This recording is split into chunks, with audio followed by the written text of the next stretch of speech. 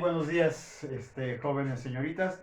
Me da mucho gusto de nueva cuenta ser el portador de esta pequeña clase de Historia de México 1.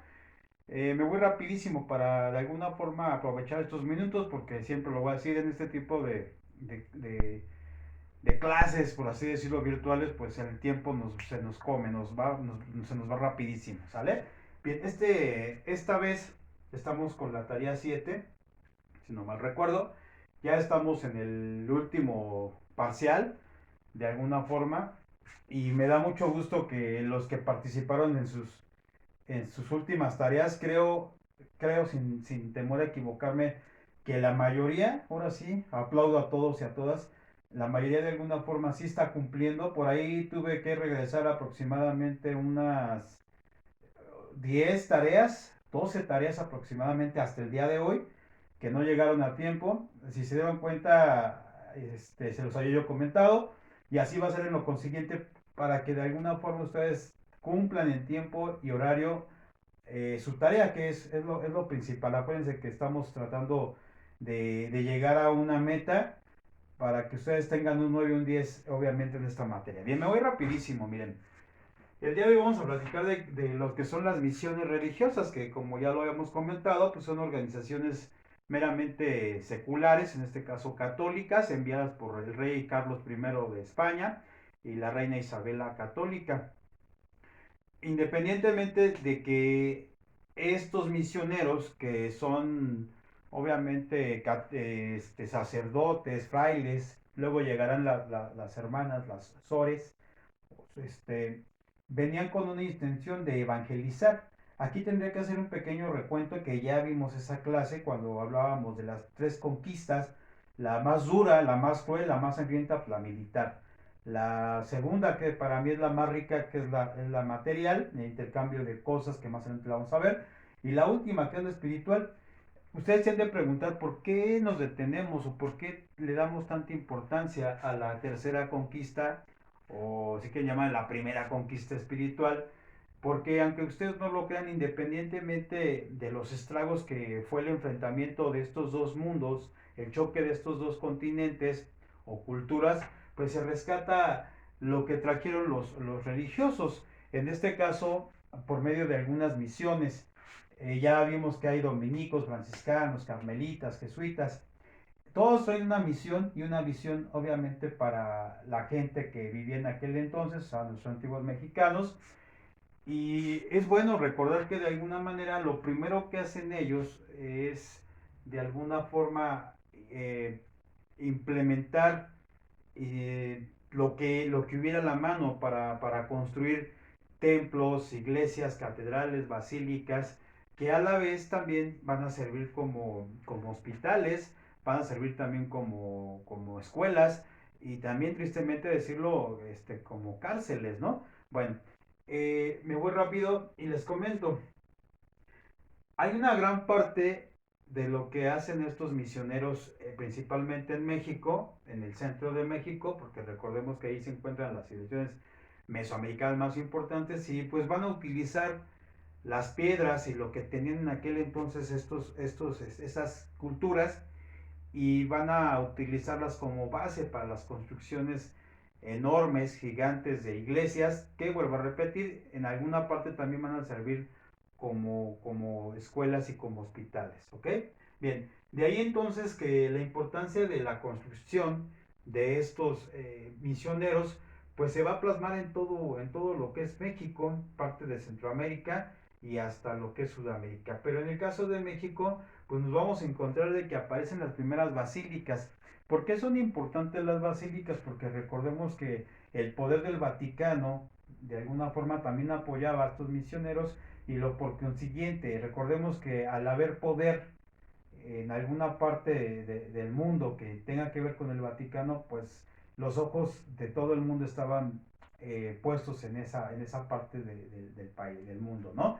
Y no es tan elocuente esto porque recordemos que las primeras basílicas que se dan en todo en América, que van a generar poder, que van a generar dinero, pues solamente están en México, que es la Basílica de Guadalupe y la de aquí de los Remedios. Ya después empiezan a surgir otras basílicas y otro tipo de construcciones religiosas, pero obviamente tomando en cuenta los conventos que son muy importantes, el de Tepozotlán, el de Tepoztlán, el de Malinalco, y así me puedo ir casi por Zacatecas, no se diga, Tasco también, Morelos. No terminaría de platicarles de alguna forma todas las construcciones que de alguna forma también sirvieron, no nomás para lo espiritual, sino también para lo económico y para la cultura, porque dentro de estos lugares también se daba algunos oficios como la pintura, la albañilería, la carpintería, y de esa forma también se empieza a transformar la sociedad nuevamente mexicana. Ya dejamos a un lado de lo que era el México prehispánico y surgen nuevos oficios y nuevas formas de hacer de alguna manera profesionales o profesionistas en algunas ramas, ¿no? Qué bueno. Entonces decimos que la importancia de la región, pues era simbolizada, ¿no? Yo aquí traté de poner una pequeña isla, un pedazo de tierra, y al momento de que entierran la cruz, pues quiere decir que esa tierra pues ya le pertenece relativamente al catolicismo y no van a permitir que otras sectas lleguen a ese territorio, y no lo van a permitir no porque sean malos, sino porque recordemos que hay poder y del poder hay dinero, ¿ok? Bien, de ahí entonces nos vamos a lo que de alguna cosa les estaba yo comentando. Gran parte de estas edificaciones que se dan en nuestro país pues se asientan en lo que en algún momento fueron pirámides, obviamente prehispánicas, y algunos otros basamentos que sirvieron, el material que iban tumbando de las pirámides, pues lo fueron utilizando obviamente para la construcción de iglesias. No sé si ustedes sepan que inclusive en la catedral del país, de aquí del Zócalo, apenas se sabe hace unos 10 años, 15 años, de que ahí abajo había un templo enorme, igual que el del Templo Mayor, los que están enfrente de ahí, o al lado de Palacio Nacional, y obviamente era sustituir, o sea, esta era una pirámide, llegan las iglesias o templos y los ponen como, no sé si ustedes se acuerdan que hablamos del sincretismo, ¿no? Yo voy a poner a uno de tus dioses y yo voy a poner uno de mis santos, te das cuenta que son iguales. En este caso, los templos que eran para adorar a los dioses, pues los van a sustituir por iglesias, por catedrales o por algún emblemático religioso, un convento, etcétera, etcétera, ¿sale? De ahí me paso al punto número 2. Esta semana está tranquila la tarea, jóvenes, por cierto. Ya vamos a ir bajándole un poquito más. Vamos con el punto número 6. Son productos que salieron del continente americano hacia Europa y viceversa. O sea, en este caso, yo es una pequeña lista de cosas que enviamos de América para Europa y que nos enviaron de Europa para América. Si ustedes se dan cuenta, en esta parte estoy hablando ya de la conquista material. Hace rato les comentaba que tuvimos los tres tipos de conquista, que obviamente es parte del examen. Y miren, esto se viene a enriquecer. Aquí nos conviene tanto a los americanos como a los europeos, porque ellos se empiezan a dar cuenta que hay cosas aquí en América que obviamente son muy ricas, y estoy hablando de cuestiones de comer, pero también se dan cuenta que hay mucha materia prima. Materia prima me refiero a que hay un tipo de madera que no se ve allá, hay un tipo de granos que no se dan allá, fruta obviamente, animales que no están allá, y esto va a ser eh, como una riqueza que se van a mezclar, así lo voy a tener que decir, una mezcla de todo, o sea, tanto de comidas como de minerales, como de materiales, de materia natural, y de allí nos van a traer de alguna manera también animales como lo que son las vacas, el ganado porcino, vino, etcétera, etcétera, que por cierto en el caso, por eso puse la uva, seleccioné algunos, porque siento yo que para los mexicanos lo más importante fue el trigo, independientemente de la carne de puerco y las reses y todo, el trigo vino a darle un significado muy rico a la cultura mexicana y europea, y tan es así que el día de hoy pues todavía el pan es totalmente vanagloriado, ¿no? Es tan rico en todas sus formas, ¿no? En este caso también pongo la uva, pero ¿qué se creen? Que la uva, todos sabemos que se fermenta y produce vino. Los españoles fueron muy, pero muy celosos de mandarnos la vid, así se le dice etimológicamente, porque España, si ustedes se dan cuenta, está dentro de la franja a nivel mundial donde se producen los mejores vinos, pero se dieron cuenta que en América había el clima propicio para el cultivo de la uva y no querían competencia en el caso de los vinos. Sin embargo, pasó el tiempo y como nadie pelaba todavía el vino, porque lo que más utilizaban para embriagarse, lo voy a tener que decir, pues era el pulque, ¿no? Quien tenía una pulquería era de mucha lana. Habían haciendas pulqueras que eran los que de alguna forma lo que más redituaba en aquel entonces, hasta después que llega la cerveza y los vinos de alguna forma y le dan al traste al pulque, ya se queda ahí casi casi en el olvido, pero bueno, la uva fue muy relevante, obviamente muy recelosa, en este caso los españoles, por el vino ya les había comentado, pero sin embargo se dan cuenta también de que con el tiempo los mismos cultivadores españoles, porque son los únicos que pueden cultivar la uva, pues sacan buenos vinos, perdón, y eso le va a retribuir impuestos a la corona, van a vender vinos a Inglaterra, a Alemania, a varias partes del mundo, y los impuestos van, una parte van a la corona, entonces de alguna forma también como que los reyes dicen, pues sí, no hay bronca, vamos a dejar que sigan cultivando uva, y luego vienen los vinos mexicanos, ¿sale? Como en Baja California, como en Aguascalientes, y no recuerdo qué otra parte del país. Luego vamos con el punto número 3, el proceso de colonización. Miren, aquí me regreso un poquito de nueva cuenta a lo que es la evangelización o la conquista espiritual, y van a decir, pero ¿por qué, profe? ¿Qué tan importante tiene este tipo de conquista? Miren, desgraciadamente cuando estamos en clase no nos da tiempo de verlo ampliamente. Yo no quiero decir que todos los religiosos que llegaron a América hayan sido buenos, no lo quiero decir, pero sin embargo sí les tendré que decir que ellos fueron muy entregados.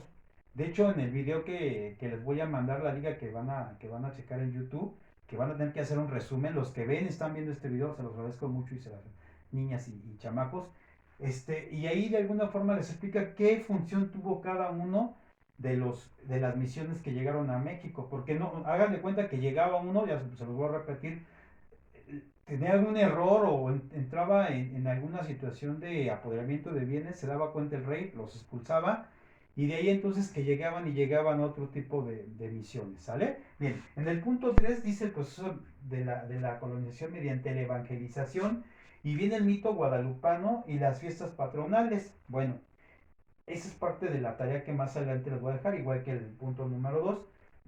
Pero miren, ¿qué importancia tiene esto? Hablamos un poquito del mito guadalupano, porque aunque ustedes no lo crean, quien movía bastantes masas o bastante gente, para que me entiendan, en las evangelizaciones, en las peregrinaciones, cada año, era Tonantzin.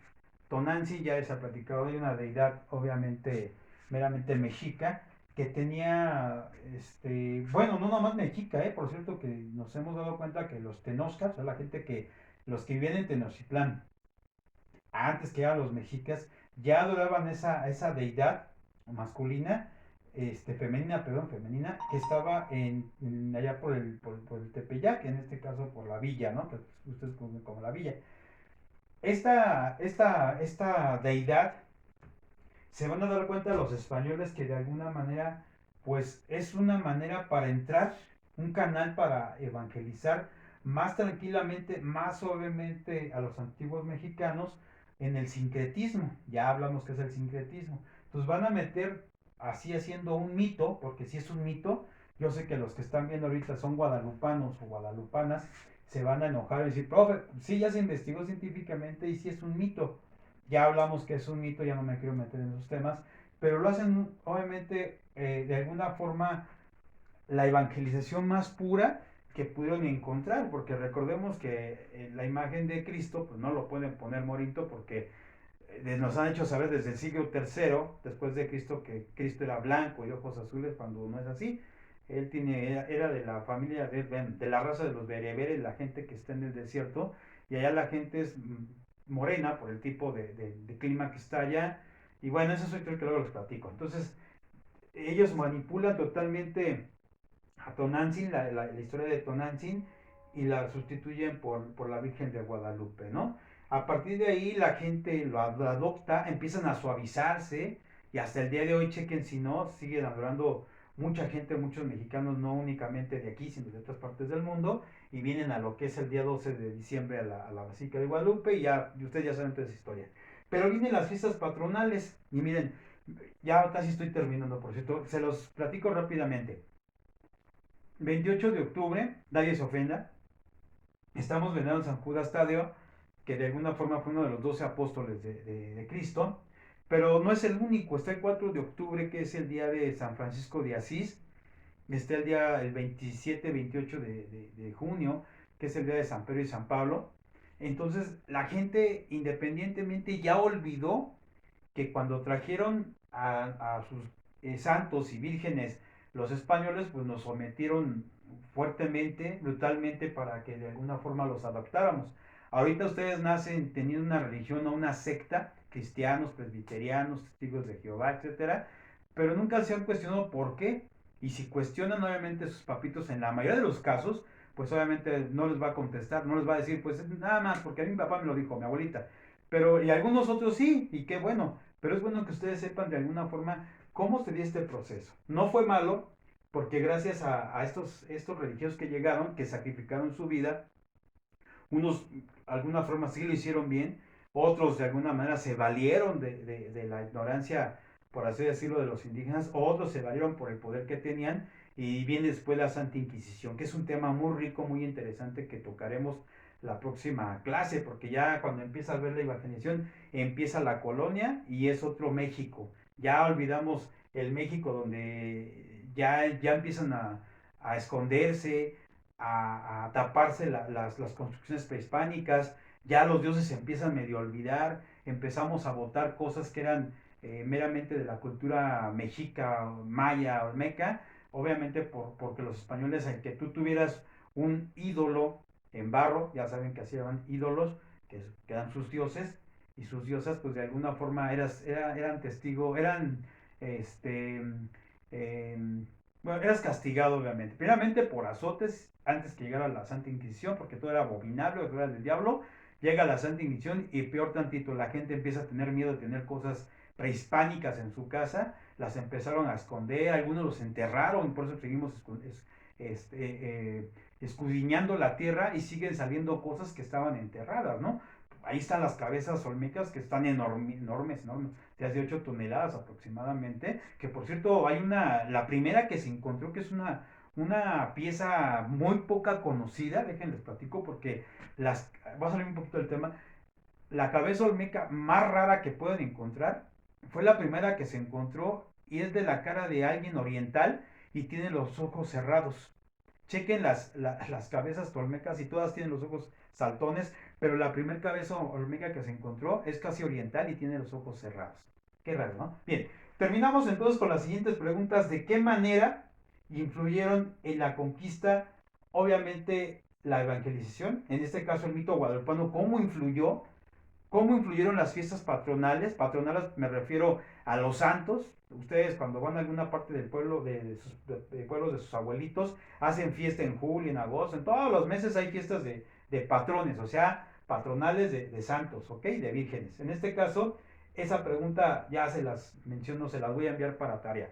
En este caso estamos terminando, jóvenes. Gracias por los que ven el video. Saquen algún resumen, allí algún apunte. De verdad que esto es bien importante para sus clases. Como siempre, les agradezco mucho que pongan esta atención. No olviden sus tareas, los de WhatsApp. En este caso, el día viernes, únicamente viernes WhatsApp antes de las 19 horas. Classroom, en cuanto les llegue la tarea, si hoy la terminan, tienen hasta el día viernes, toda la semana, antes de las 19 horas. Muchas gracias, cuídense mucho, por favor. Gracias totales.